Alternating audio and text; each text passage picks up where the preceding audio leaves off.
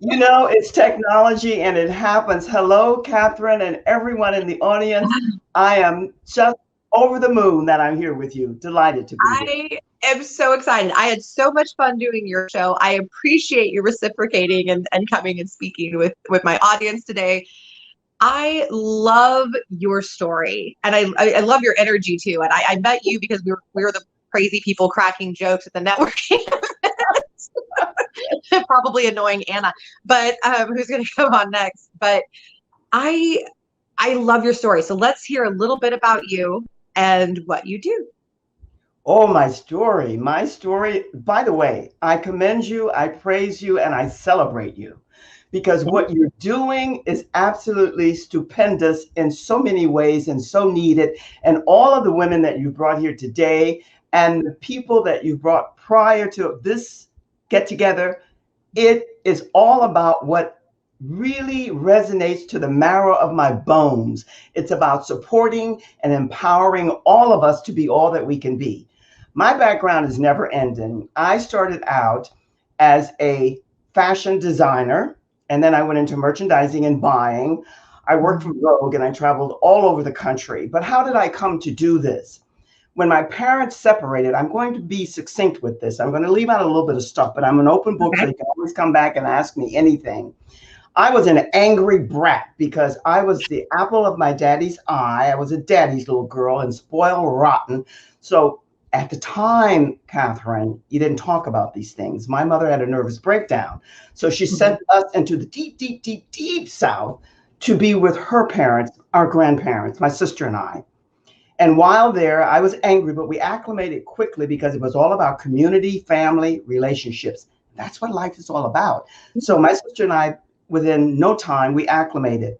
What was to be 2 months, 3 months turned into almost 3 years. But here's what happened. When we came back, what they called up north, in the home economics class, the teacher walked over to me and she put her hands on her hips and she said, Joy, you're so darn good at this. I think you should think about being a fashion designer. And that's how it all started. But Hmm. here's what happened. It's a long saga. I can go on. What happened is that while there, I did what we're all taught to do. So what I'm doing today is more like a movement for women, second act, second chapter, midlife, whatever terminology you choose to use, because it's regardless of age. I discovered that as much as I love what Catherine and Christina rather is doing, because I started off as an image consultant. I get it. She's stupendous and excellent at what she does. But I Yeah. discovered that most of us, myself included, have no understanding of the beauty of our bodies and everything that that encompasses so that we can show up and stand in our greatness. And that's That's, why I do what I do. What I'm doing is more like a movement today. I'm more mhm. into leadership. I'm looking for Right. eagles, and then we Right. can go from there. That's right. Be an eagle. That's right. I love that. I love when you're talking I about being tell an eagle. everybody. I- Everybody it's loves that. great because well, and it's a great mental image, right? It really brings that strength to mind. But I want to touch on the ageism issue because Yes. you mentioned it, Oh, and we yes. had questions about ageism earlier. I got it. Ageism, ooh, ooh, I've got Ooh, such a pet ooh, peeve ooh. about ageism. It's so ridiculous. But I want to hear your thoughts about what it is, why it is, and why it's dumb. Woohoo. Well, let me just say this. First off, I'm old school, back in the day, and old fashioned a little bit, and happy to be. Yet, Good for I you. absolutely engage in and get in every way that I can to applaud technology. That's why you and I are here today. That's Yet, right. when it comes to ageism, when it comes to women, and I'm all about women showing up, standing up, stepping into their power and their greatness. And as a woman ages, unfortunately, many think it's not true, and we've not been taught. That's why I say it's more like a movement, what I'm doing, is that we can't dress like we did when we were in our 20s, 30s, and even 40s. Right. We have to know, really know, and manage our body shape, personality, lifestyle, and all of that. And once you know that and all the things that Christina talked about, then you're able to manage and maneuver yourself. You minister, manage, and master you so that if you do need an image consultant. You can work with them. Because sometimes, not Christina, but sometimes they will tell you and give you what's new, pretty, popular, and trendy, and that's not going to work for you. You find your style, your colors, the fabrics that work for you, contingent upon your lifestyle and your personality, and then you go from there. So 100%. ageism, it's very paramount for a woman after a certain age because men still dominate the fashion industry, which I love, but it's and until you really get to know who you are, we go back to that confidence, style, and presence, then you're not going to have your signature. I call it signature style. Verbiage is verbiage is verbiage. It's the same thing. But I don't buy into age. I don't buy into asking a woman what is her age and how, because it's irrelevant. It doesn't matter. Where's her heart? Where's her soul? Where's the energy that she's giving out to others? I love all that you're sharing here today, because we're here, all of us who are professionals and we're gatekeepers, messengers, we're here to share our wisdom and our gift with others. Yes, 100%. I love that. I love that answer.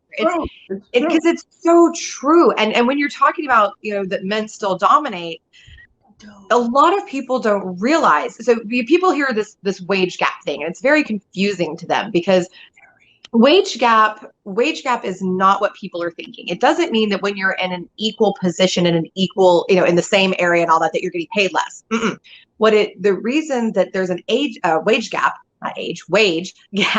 is that women are not reaching positions of true decision making. So in the Fortune 500, you can look this up. This is very easily located. Right. 12% of the executives in the Fortune 500 are women or minorities, and that's combined. Okay. So it is still very much a man's world in the executive space, but that is changing. And one thing that's happening that is making me so happy is that women are taking over entrepreneurship by leaps and bounds. We are coming. And women are starting their own businesses. Yes. And Catherine, what I love about that, I do a lot of speaking here, there, and yonder. And one of the groups I took from them and I asked for permission. This is a mantra. Everything is a mantra that you use in a way. But this one I want to leave your audience with because it's so major. We as women, we cannot any longer. One of the other reasons that I come to do the work that I do, because of my mom, who never really kind of got herself together and always had that insecure, not secure feeling, and was that kind of stuff that none of us really like. Their mantra, this real estate group that I spoke to, was, we don't compete with one another. We complete one another. That's why I commend you and all the women who are here today. I love the work that Christina is doing. We're doing the same thing in different ways. There's no competing. We can complement and complete each other in what we do. And until we come to that, and this female movement that went on back in the day, it was good. It was needed. But now we have to go beyond that. Yes. We're not here to be because we're here to step up with our heart-centered leadership and lead from our core soul essence of who we are. 100%. And you know what? I think that's why women are gravitating towards entrepreneurship, is that we're going, no, we can do it better. We can do this whole thing different. We don't want to fit into this. We want to show you a better way. I think that's what it is. Every time I talk to women about why they've started a business, there's some passionate, exciting reason. And a lot of times with guys, it's, I wanted more time, or I wanted more money. I'm going, nah. But not always. I've known some wonderful male entrepreneurs as well. But and also to your point of, so I think that's why we're gravitating there. But I also think that it's very important to remember that we're not competing, we're completing. I'm friends with other recruiters. I am friends with other show hosts. That's how you grow. That's how you support each other. And we send each other business. We send each other guests. We all support each other. That's what you do. That's how you grow successfully. You're talking my language. You're speaking my language. You're speaking my soul. Let me share this with you too, if I may. You use two words there that are very major in all the talks that I do, and that is better and different. I use the scale of 1 to 10 or pigeons to eagles, whichever analogy you want to use. I love that, the pigeons to eagles. Yes. The pigeons, we pretty much, they're number 1 up to whatever level they are, and the eagles are at the top because they're wise, they're full of wisdom, they're majestic, they're honorable, they can soar alone, yet they know that they need community. Yet, here's the difference. They're wise enough to know that they're no better than anybody else. They're different.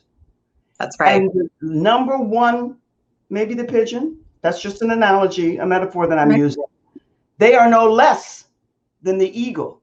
And until you get that, there is no leadership in your domain. There's no leadership talent or ability that you can use, because that's paramount in everything that you do. There is different. When it comes to the human nature, there is no better. Right. 100%. That's what I'm telling you. You are just different.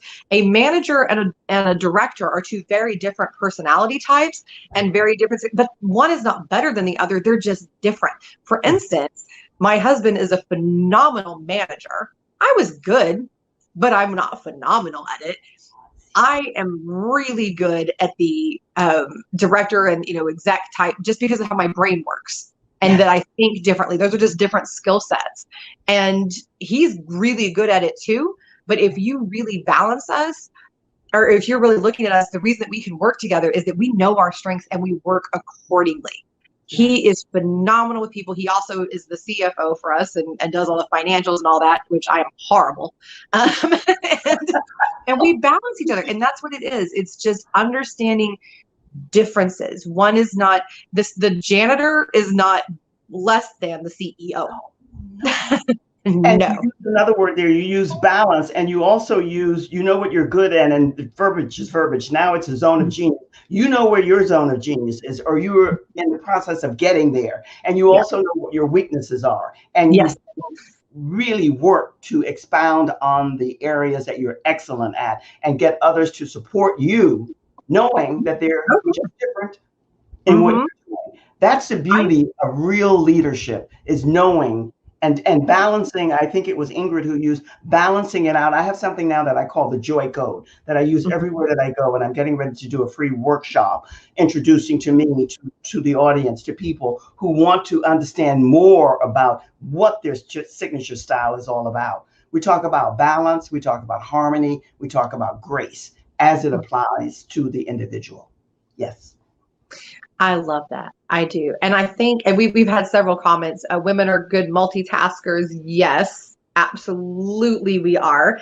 And what's interesting too, that I thought about while you were speaking, Joy, is there are a lot of, I love to study religions. I love to learn about all different kinds of religions. And most religions call on women to be multitaskers, right? You need to be strong in the home. You need to be strong as a mother. You need to be a strong wife. You need to also need to work. You need to do, there's all these different things that it calls on women to do. And so I think that there is an understanding, even in our most primitive selves, that women can do all of these things. I've heard women, they get frustrated because they're expected to do a lot, but I think that's kind of where we thrive. I think so too. I completely agree with you, except I have a vast separation there. We can do any, every, and all things all the time, but separately. We cannot do them at all at the same time. And this is a mistake that was made prior to where we are now. Yes. And Ingrid hit the nail on the head with that, with talking about harmony, not balance. Because balance means nobody's getting 100%. Harmony means when I'm here, I'm doing 100%. When I'm here, I'm doing 100%. But I changed my focus. And that's what true multitasking is. Not doing everything at once. And that was the belief that many of us were under that umbrella for a long time. That was maybe before your generation, mine too, but the Peggy Lee song, throw in the bacon, do da da da. Yes. We don't do that anymore. We can't. And it's been really interesting over the years to watch other women's careers and how they grow and how they develop, because women are changing so much. And I love to watch women that started in a generation that did not embrace them in the workplace, right? and how they're evolving now to run things and put their brand out there and put their foot down and say, nope, I'm here. You don't get to shush me. I have things to say about it and I know what I'm doing. I love it. I love this evolution that women have come through. And Mercedes says the agile mindset. Yes. I like that. 100%. 100%. It's a good time, Catherine. It's a good time for women, and it's time for us all to connect and unite together. Yes. Expression, love everybody. You're not going to love everybody, but hold them in high regard and respect, because you never know when you're going to need them, and there's no need ever to badmouth anybody. No. I did a YouTube live earlier today with Scott Frieda about that, who's an entrepreneur. Do not do that, and don't do it on social media, because you will get caught, you will get flagged, and your employer will know, your customers will know. Everyone. Do not do it. It is not a good choice in your life, and it doesn't help you. Who does that help? No, not at all. It doesn't support you and what you want to do, and it shows a very bad side of you. Now, so be open. I will call out hate when I see it, but I'm not going to berate people in general or anything. But no point in that. Just no point. So we only have a few more minutes, but I wanted to ask you, Joy, because I love some of your tips on this. So we have some people that are job seekers watching, some lovely ladies that are looking for new employment. What are some of your best tips for them? Is there, in terms of presenting themselves effectively, and in terms of maybe some different ideas of where they should look for jobs? Well, there's a package there that you're delivering, but I can speak to that because you started off, and you and Christina spoke to a lot of the things that still matter. But when you're going for a job, the competition is going to be fierce. There's no question about that, because of this craziness that we're all involved with in making the best of it. Show up as your best self. Casual is good. We're not talking about dressing to the nines anymore. No one does that. But show up neatly, well-groomed, and a style that's appropriate for you and the position that you're going for. And do your due diligence. Do your research. Find out about that company, everything that you can. Because even though you're going for that position, and it's for you, it's not for you, it's for the company. So know everything that you can about the company, and everything that you reply and respond back to the person who's interviewing you, make it about how you can support the company. I work with 500 headhunter, so I know what companies look for. First off, what Christina said is so true. First impressions still matter. And casual, nothing wrong with casual, but kick it up a notch if that's your groove. But make sure that you speak the language of the company that you're going for. Be true to who you are, but yet know enough about the company that you already feel that you are part of that company, and they feel it as well. That is spectacular advice. I'm actually going to make a little mini clip of just that little segment of advice later. That was wonderful. Thank you. And I want to thank you so much for joining us today, Joy. You are always a true pleasure to have around. Thank you for your wonderful insights. If you want to connect with Joy, you can do so on Facebook. She has her own lovely show. How do they watch your show? Oh, by the way, I'm glad you mentioned that. I'm an executive producer as a TV host and a podcaster for 2 shows that I do: Leading Ladies, Leaving Legacies, and Biz to Biz with Joy, Grow Your Business in Style. I am always seeking talent. I'm always wanting to put people out into the stratosphere with their message, whatever the message is, and especially women, but men as well, for Biz to Biz. I charge minuscule amount. You get the video and the audio, but it's well worth it, believe me, because my intention is to spotlight and highlight and showcase you and what you do. And there are many platforms that it goes out over after the show. So thank you for that, Catherine. I appreciate it. Yes. So connect with Ms. Joy on LinkedIn, on Facebook. All of that information, if you're on LinkedIn, is in the LinkedIn event. If not, I will be dropping it to the comments later. Definitely connect with her. I've been on her show. Trust me, it's worth it. And have a wonderful rest of the day, Joy. Thank you. Thank you, my love. Thank you.